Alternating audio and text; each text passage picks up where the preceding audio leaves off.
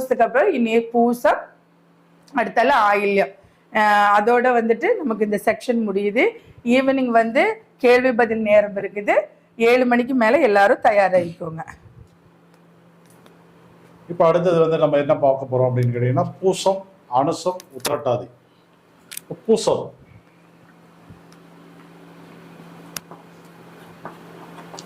பூசங்கிறது யாருடைய நட்சத்திரம் அப்படின்னு கேட்டீங்கன்னா, சனி பகவானுடைய நட்சத்திரம். அதே போல அவருக்கு வந்து 3 நட்சத்திரம் இருக்கு. அடுத்த நட்சத்திரம் பார்த்தீங்கன்னா அனுஷம், அடுத்தது வந்து உத்திரட்டாதி.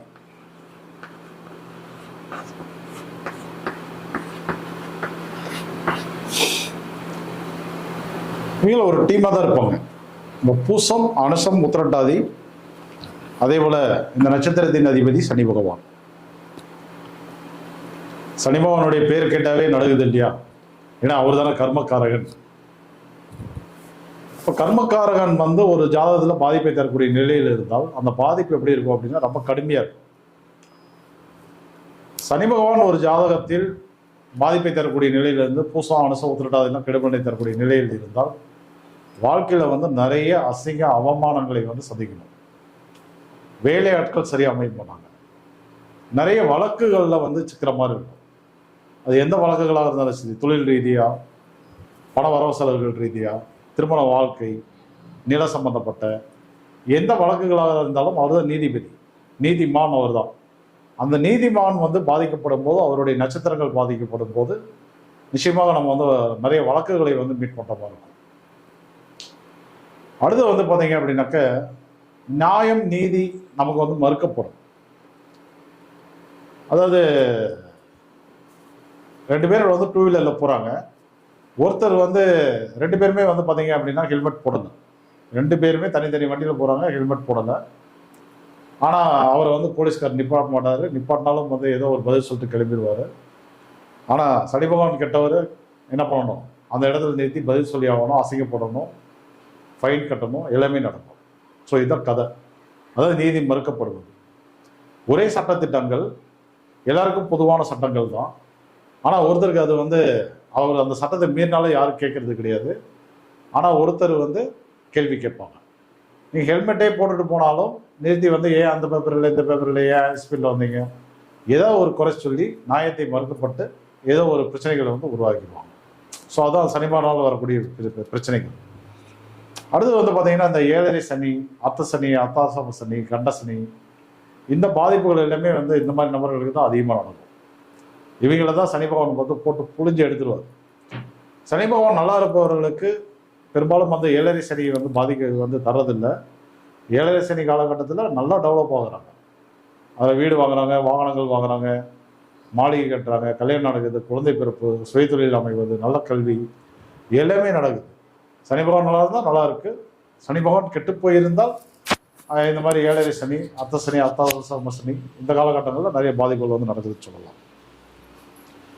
அதே போல அடிக்கடி வந்து பார்த்தீங்கன்னா கர்ம காரியங்கள் செய்யக்கூடிய ஒரு சூழல் என்பது உருவாகும். ஏன்னா அவர் வந்து கர்மக்காரகன் இல்லையா?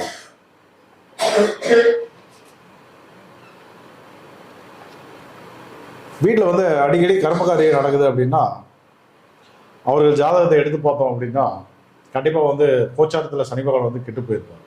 அல்லது ஜானத்தில் கெட்டு போய் தசையோ புத்தியோ நடந்தாங்க. ஸோ அது ஒரு புறம். அடுத்தது இவர் தர வியாதிகள் இருக்குல்ல, ரொம்ப ரொம்ப கொடுமையாக இருக்கும். எப்படி இருக்கும் அப்படின்னா, முன்ன வந்து படுத்த படுக்கையாக மாற்றிடுவார். உங்களை வந்து நடக்க விட மாட்டார். ஏன்னா நீங்கள் நடக்கணும்னா வந்து காலை பயன்படுத்தணும். கால் நல்லா இருக்கணும்னா உங்கள் ஜாதகத்தில் சனி பகவான் நல்லா இருக்கணும். சனி பகவான் கெட்டு போயிட்டா கால் பாதிக்கப்படும், நடக்க முடியாத ஒரு சூழல் என்பது உருவாகும். முழங்கால் வலி, பாத வலி, பாதை எரிச்சல், ஸோ வந்து கால் வீக்கம், யானைக்கால், விபத்தில் வந்து காலை வந்து துண்டிக்கிறது. ஸோ எல்லா வேலையும் போட்டுக்கிறது. அதே போல் இந்த மாற்றுத்திறனாளிகள் அப்படிங்கிற இதில் பிறந்தவர்கள் அல்லது இடையில வந்து அந்த மாதிரி மாறி இருக்கு அப்படின்னா, அவங்க ஜாதகத்தை எடுத்து பார்த்தீங்கன்னா நிச்சயமாக வந்து சனி பகவான் வந்து பாதிச்சிருப்பார். நீங்கள் அது மட்டும் கிடையாது, உங்கள் உடல் உறுப்பில் வந்து ஏதோ ஒரு உறுப்பை வந்து துண்டிச்சு எடுக்கிறாங்க அப்படின்னா கண்டிப்பாக வந்து சனி பகவானால தான் அந்த நிகழ்வே வந்து நடக்கும். ஸோ அந்த மாதிரி அவருடைய பாதிப்புகள் இருந்தால் கொஞ்சம் தூக்கலாக இருக்கும். அதே போல் இந்த தூக்க குறைபாடு, நிறைய நண்பர்கள் வந்து பார்த்தீங்கன்னாக்க தூக்கம் வரலன்னு சொல்லி தவிப்பாங்க. நல்ல நிம்மதியாக தூங்கணும் அப்படின்னா சனி பகவான் நல்லா இருக்கணும். சனி பகவான் வந்து கெட்டு போயிருந்தா தூக்கம் வராது. இந்த பித்து பிடிக்கிறது, பைத்தியம் பிடிக்கிறது, இதெல்லாம் இதே கேட்டகரி தான். ஸோ அவங்கெல்லாம் வந்து என்னன்னா தூக்கம் வராது அவங்களுக்கு. சித்த பிரம்மை, ஒரு விஷயத்த நினைச்சிட்டே இருப்பாங்க, திரும்ப திரும்ப நினைக்கிறது. அப்புறம் வந்து பார்த்தீங்கன்னா ஒரு விஷயத்த வந்து திரும்ப திரும்ப பண்ணுறது. பூட்டிட்டு ஒரு வீடை பூட்டிட்டு கிளம்பிடுவாங்க, மறுபடியும் வந்து 4 வாட்டி இழுத்து பார்ப்பாங்க, நல்லா பூட்டி இருக்குமா அப்படின்னு சொல்லிட்டு. பணத்தை எண்ணுவாங்க, மறுபடியும் 4 வாட்டி எண்ணி பார்ப்பாங்க, திரும்ப திரும்ப ஒரு வேலைகளை வந்து செய்வது. இதெல்லாம் என்னன்னா சனி பகவானால் வரக்கூடிய பாதிப்புகள். ஓகேங்களா? இப்படிலாம் உங்களுக்கு இருந்தது அப்படின்னா இந்த பூசம், அனுசம், உத்திரட்டாதி நட்சத்திரங்களுக்கான தோஷத்தை வந்து நிவர்த்தி பண்ணிக்கோங்க. இல்லை எங்களுக்கு வந்து ஓரளவுக்கு ஜோசியம் தெரியும் அப்படின்னா நீங்கள் என்ன பண்ணுறீங்க அப்படின்னா சோபனம் நாமயோகம் இல்லை ஜாதகத்திலே போட்டிருப்பாங்க. ஒரு பக்கமாக இருந்தாலும் சரி, புத்தமாக இருந்தாலும் சரி, நீங்கள் பிறந்த நாமயோகம்னு போட்டிருப்பாங்க. நித்திய நாமயோகம் அல்லது நாமயோகம், வெறும் யோகம்னு கூட போட்டுக்கலாம். சோபனம், ஹர்ஷனம்,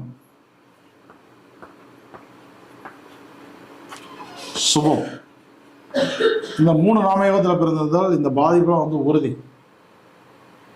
எடுத்து பாருங்க, அப்படியே இருக்கும் பலன்கள். அதே போல நீங்க பிறந்தது வந்து மிருகசீரிஷம், சித்திரை,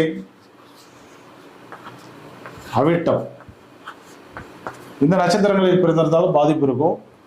சந்திரனுடைய ரோகிணி, அஸ்தம், திருவோணம், இதில் நீங்கள் பிறந்திருந்தாலும் பாதிப்பு வந்துருக்கும். குறிப்பாக வந்து இந்த மாரடைப்பு வருது, இதய நோய்கள், இதய சம்பந்தப்பட்ட நோய்கள் எல்லாமே இவங்களுக்கு தான் வந்து வரும். சரியா தூங்கலை அப்படின்னா டக்குன்னு வந்து மாரடைப்பு வந்துடும்.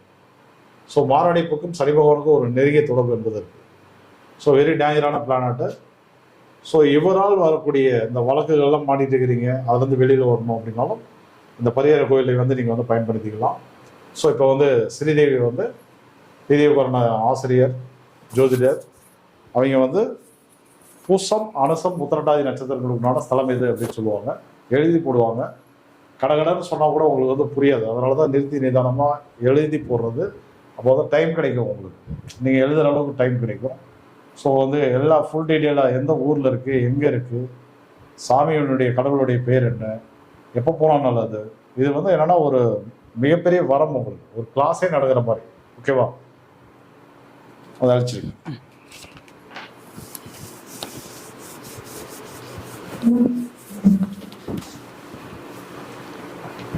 பூசம் நட்சத்திரத்துக்கு விருதுநகர் மாவட்டம். விருதுநகர்.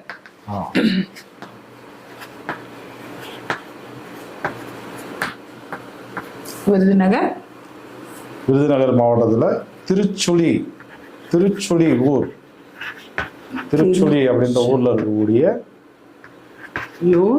அங்க இருக்கக்கூடிய திருமேனிநாதர். ஆமா, திருமேனிநாதர்.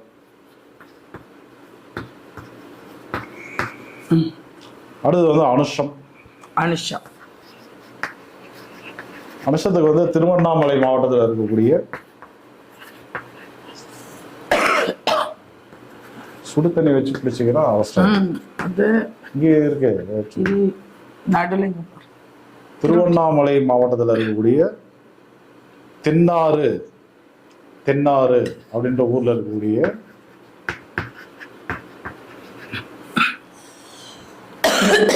திரு மூலட்டானேஸ்வரர்.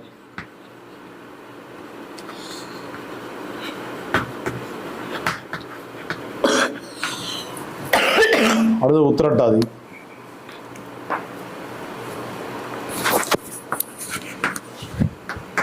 உத்திரட்டாதிக்கு வந்து நம்ம கும்பகோணம்.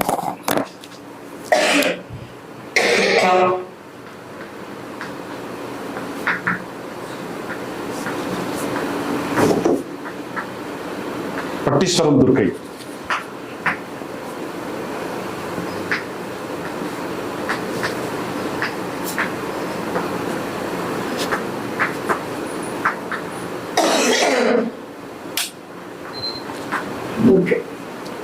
அப்படியே எக்ஸ்பிளைன் பண்ணியிருக்கேன், எப்போ போனால் நல்லது, இந்த சனியால் என்ன பாதிப்பு அப்படிங்கிறது மீண்டும் இருந்துச்சுன்னா சனினால ரொம்ப கவனமாக இருக்கும்.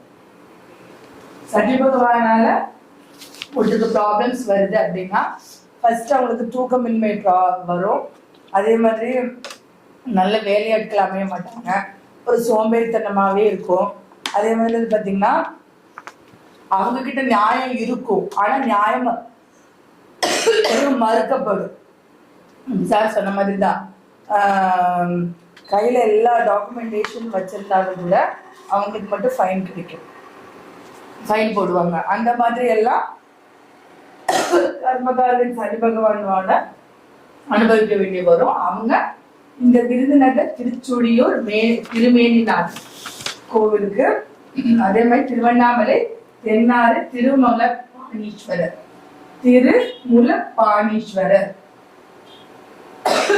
அந்த கோவிலுக்கும், கும்பகோணம் பட்டீஸ்வரர் அந்த